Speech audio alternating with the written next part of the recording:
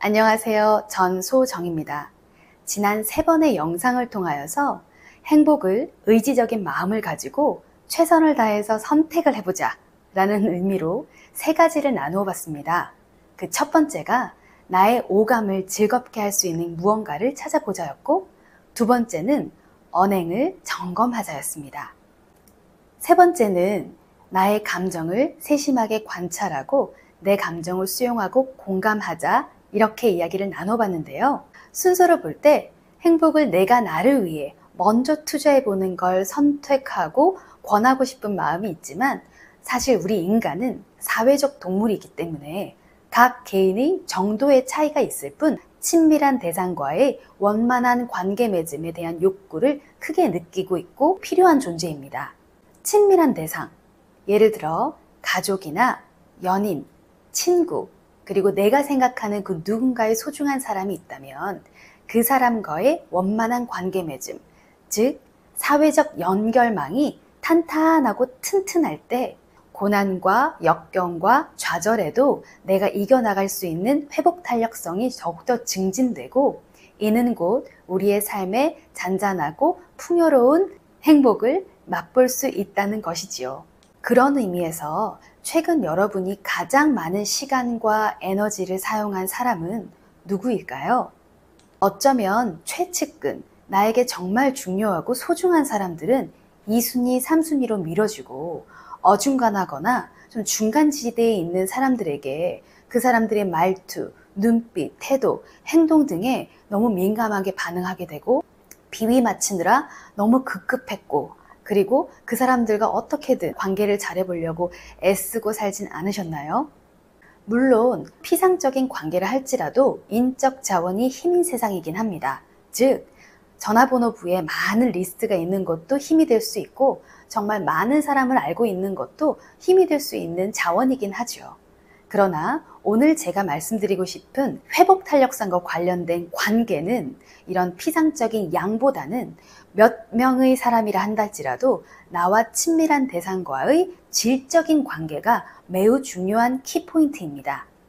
따라서 이번 시간에는 행복을 내가 먼저 선택하기 위해 대인관계에 집중을 해볼 텐데요. 특히 친밀한 대상과 원만한 대화를 나눌 수 있는 방법, 그 중에 아이메시지라는 것을 한번 나눠보도록 하겠습니다. 한국인들은 우리라는 말을 자주, 그리고 흔히 사용하고 있습니다. 우리가 남이가, 그리고 피는 물보다 진하다. 혹시 다들 아시죠? 이러한 말을 모르는 사람들은 없듯이 개인주의적인 문화가 팽배한 서구 문화에 비해서 우리나라 사람들은 가족주의적이고 집단주의적인 문화가 강합니다. 위니스, 그러니까 우리됨이라는 것이 매우 중요한데요. 그건 그만큼 연대감, 소속감이 참 중요한 우리 민족이라고 볼 수가 있습니다.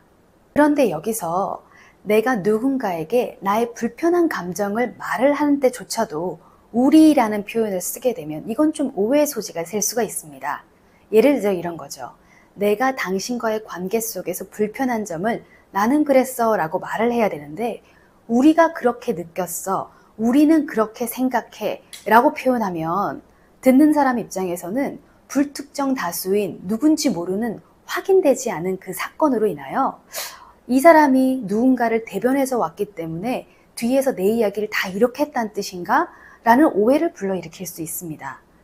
듣는 사람 입장에서는 위축감을 느끼게 되고 다른 사람들도 나를 그렇게 느끼는 건 아닌가? 라는 마음 때문에 관계를 원활하게 하기가 힘들어질 수 있죠. 이러한 상황은 적지 않은 오해를 불러일으켜서 원래 해야 되는 것보다 다른 것 때문에, 즉 주객이 전도되어 다른 걸로 또 다른 분란을 일으킬 요인이 매우 클 수 있습니다.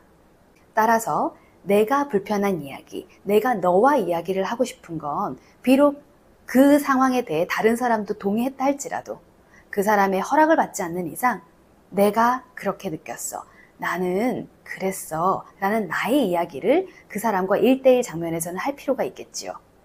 또한 you 메시지, 즉 I 메시지의 반대인 너 화법도 좀 주의해야 합니다.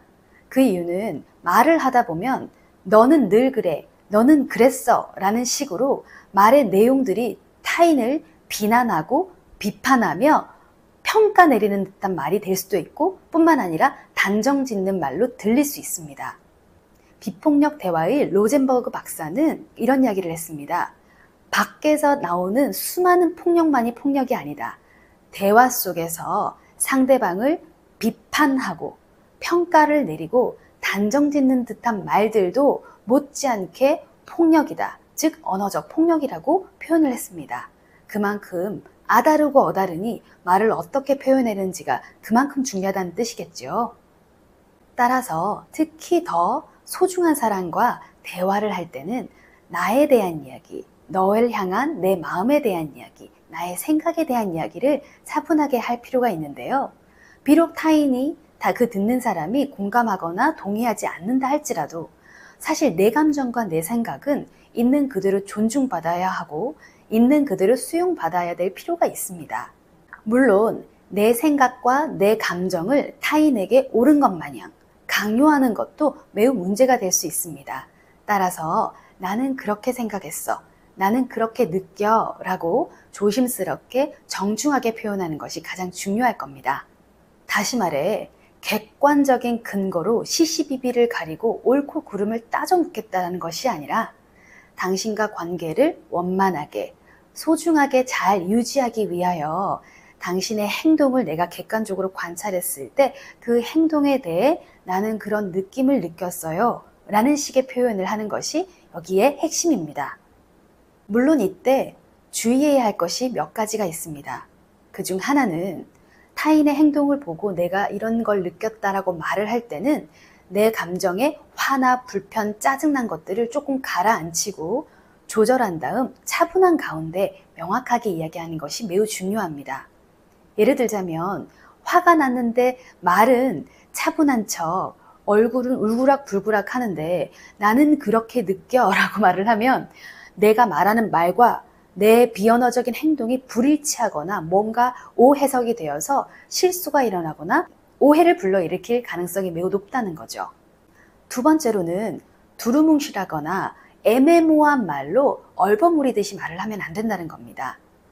사람들은 불편한 이야기를 매우 직설적으로 잘하는 사람들도 있지만 의외로 매우 불편해하는 사람들이 있습니다. 내가 이런 이야기를 하면 그 사람이 상처받지 않을까? 내가 이런 이야기를 하면 그 사람과 내 관계가 좀 서먹하거나 불편해지진 않을까? 이런 두려움에서 아예 그냥 말 꺼내지 말고 참자 하다가 어느 순간 빵! 터뜨려지는 경우가 생각보다 많아요. 그렇기 때문에 내 의견을 잘 표현해서 그때그때 잘 해소를 하고 뿐만 아니라 상대방도 교정이 필요하면 타인의 말을 듣고 교정할 수 있는 여지를 줘야 되기 때문에 이 시간이 매우 중요한데요. 이왕 이제 말을 하는 거 어떻게 말해야 될지 몰라서 두루뭉실 빙글빙글 돌기만 하거나 웃으면서 그냥 얼버무리면 이건 타인에게는 듣는 사람 입장에선 장난같이 가볍게 넘겨질 가능성이 매우 높습니다. 따라서 이야기를 할 때는 차분하고 정돈된 마음에서 분명하고 단호한 어조로 잘 자신의 감정을 설명하고 설득할 필요가 있다는 거죠.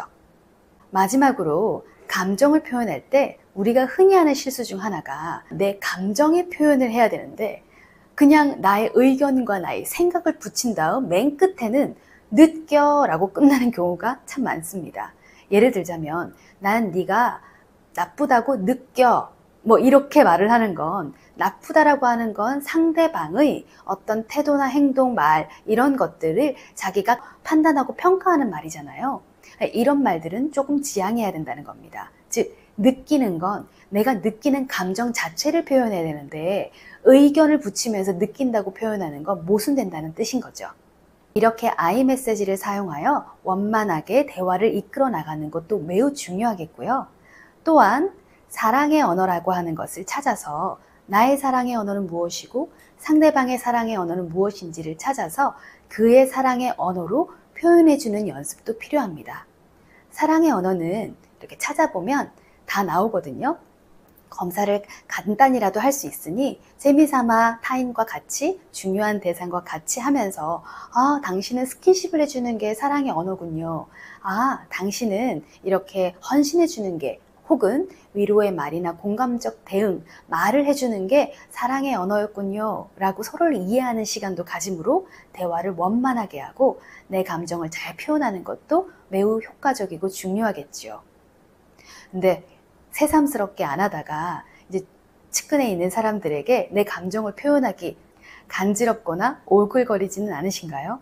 손발이 막 오글오글거려요 라고 하시는 분들도 꽤 있는데요. 아이러니하게도 우리는 평생 동안 살면서 가족이나 지인, 친구, 동료, 내가 정말 소중하게 생각하는 그 누군가에게 많은 시간과 에너지를 쏟기보단 오히려 말이 점점 줄어들고 말 안 해도 알겠지라는 생각으로 그냥 노력을 잘 안 하는 경우가 생깁니다. 그러나 가장 먼저 내 주변에 있는 사람, 내 최측근에 있는 사람들을 돌아보고 그들부터 잘 관리하고 관계를 유지하는 게 회복 탄력성을 증진시킬 수 있는 방법이고, 뿐만 아니라 이런 회복 탄력성은 앞서 여러 번 말씀드렸듯이 잔잔한 내 삶에 아주 행복감을 증진시켜 삶의 만족감을 부추길 수 있는 좋은 중요한 요인이 될 수 있다는 겁니다. 그렇다면 지금 당장 아이 메시지를 해보고 혹은 사랑의 언어를 해보고 이런 시도를 해보는 건 어떠실까요? 평상시에도 좀 표현을 잘하셨던 분들은 원활하겠지만 갑자기 안 하다가 뭔가를 하려니 어색하고 낯설며 쭈뼛쭈뼛 거리는 사람들도 꽤 많을 겁니다. 마음은 해보고 싶으나 이게 조금 어색하게 느껴지는 사람은 막상 시동이 잘 안 걸릴 수도 있지요.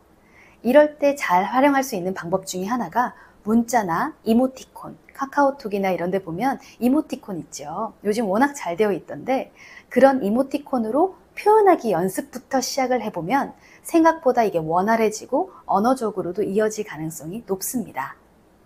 이번 시간에는 행복을 내가 선택하기 위하여 대인관계를 잘 형성해 나가는 방법 중 아이메시지와 사랑의 언어를 조금 표현해보자 라는 것을 한번 나누어 봤는데요. 오늘부터 좀 간지러울지라도 작은 무언가라도 실천해보고 실현해보는 건 어떠실까요? 오늘 여러분의 하루도 엄청나게 응원합니다. 감사합니다.